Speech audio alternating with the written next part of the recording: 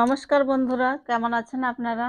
শুভ বিকালের অনেক অনেক শুভেচ্ছা জানিয়ে শুরু করব আজকের পর্বে। বন্ধুরা, সব কাজ গুছিয়ে নিয়ে চলে এসেছি রান্নার জায়গায়। দুর্দান্ত পর্বের দারুণ স্বাদের আমি আজকে বানাবো নারকেল আর চালের গুঁড়ি দিয়ে বানাবো খেজুরের শীষ। আপনারা সম্পূর্ণ পর্বটায় সাথে থাকবেন, আশা রাখছি ভালো লাগবে। আমি এখন উনুনটা জ্বেলে নেব, পুর তৈরি করব।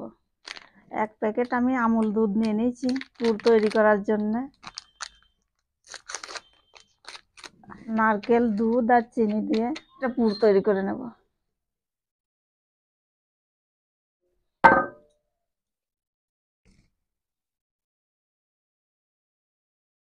দিদি ভাই, উনুন ধরিয়ে কড়াই বসিয়ে দিয়েছি, এবার আমি দুধটা দিয়ে দেবো কড়াইয়ে।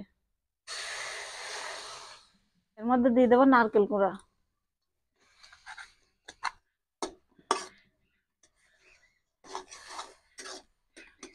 দিয়ে দেবো পরিমাণ মতো চিনি। দিদি ভাই, এবার একটু চালের গুঁড়ো দিয়ে দেবো, শুকনো চালের গুঁড়ো।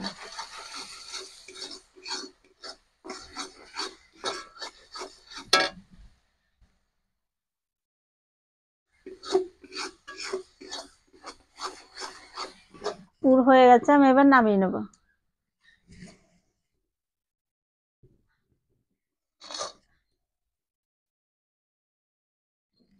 এবার আমি জল দিয়ে দিলাম কড়াইয়ে। অনেকটা পুর আছে কড়াইয়ে, সে সমেত দিয়ে দেবো। জলে আমি লবণ দিয়ে দিলাম স্বাদ মতো। জল গরম হয়ে গেছে, আমি এবার চাল গুঁড়ি দিয়ে আটা খসিয়ে নেব।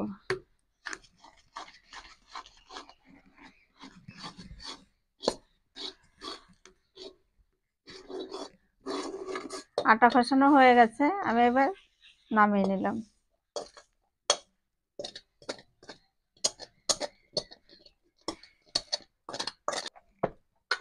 গরম অবস্থায় আমি একটু ঠেসে নেব ভালো করে।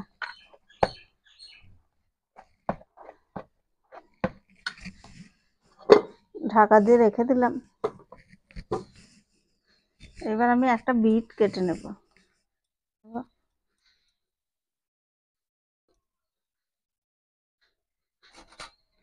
বিট আমি ঘষে নেব, দিয়ে রসটা বার করে নেব।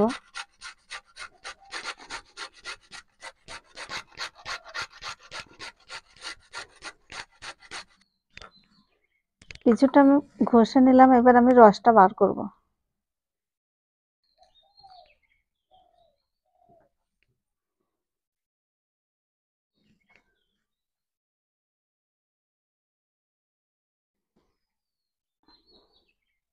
দিদি ভাই, যে রসটা বার করলাম সেটা দিয়েই আটা খসিয়ে নিয়েছি, সেটা আমি ভালো করে মেখে নেব।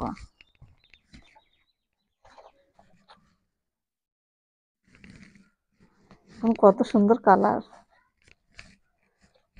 ভালো করে আমি এখন মিশিয়ে নেব।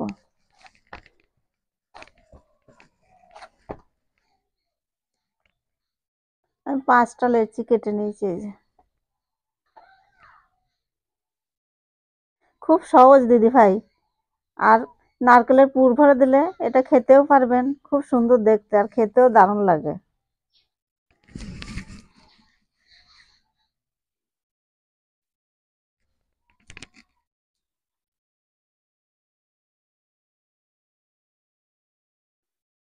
নারকেলের পুর দিয়ে দিলাম, এবার মুখটা বন্ধ করে দেবো।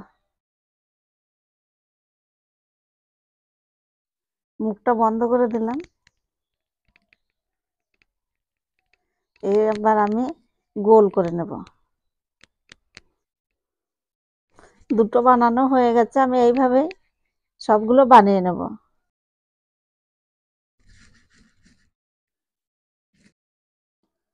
এই যে পুর দিয়ে দিলাম, তাহলে খেতে ভালো লাগবে, অথচ দেখতেও কত সুন্দর লাগছে।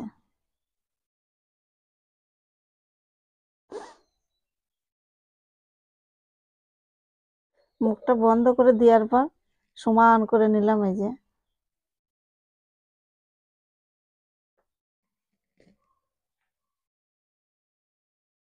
আর নারকেলের পুরের যা বাসনা বেরিয়েছে না, দারুণ!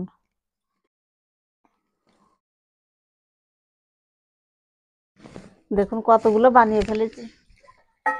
দিদি ভাই সব বানানো হয়ে গেছে, আমি এবার কাঁচি করে এই যে ডিজাইনটা করে নেব।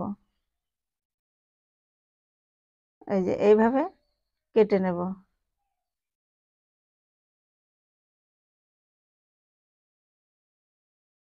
খুব সুন্দর লাগছে না? দেখে মনে হচ্ছে না যে খেজুরের শীষ সত্যিকারে?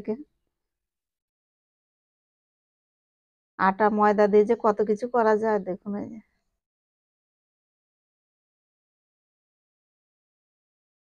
আমি সবগুলো এইভাবে কেটে নেব।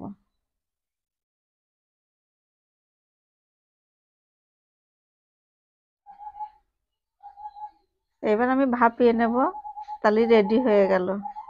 দিদি ভাই সব বানানো হয়ে গেছে, আমি এখন ভাপাতে বসিয়ে দেব। একটা থালা নিয়েছি, এই থালার উপরে আমি একটু তেল দিয়ে দিলাম আর জলটা বসিয়ে দিচ্ছি গরমে। জলটা গরম হয়ে গেছে, আমি একটা থালা বসিয়ে দিলাম, একটা প্যান দিয়েছি তলায়, দিয়ে আমি এখন বসিয়ে দেবো সব। একটু ভাপিয়ে নিলেই রেডি হয়ে গেল।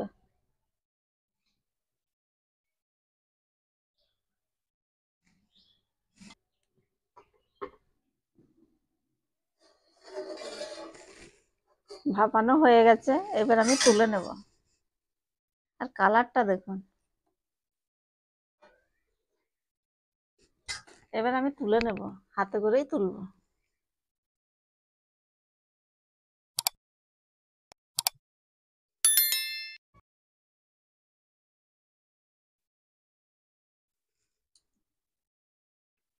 দেখুন দিদি ভাই কত সুন্দর হয়েছে না? গ্রাম বাংলার সান্তনার রান্নাঘরে নিত্য নতুন রেসিপি কত সুন্দর হয়েছে দেখুন একবার। দিদি ভাই আমার তো বেশ ভালো লেগেছে। বানালাম, সিদ্ধ করলাম, দেখুন খুব সুন্দর ভাবে সিদ্ধ হয়ে গেছে। আমার তো বেশ ভালো লেগেছে।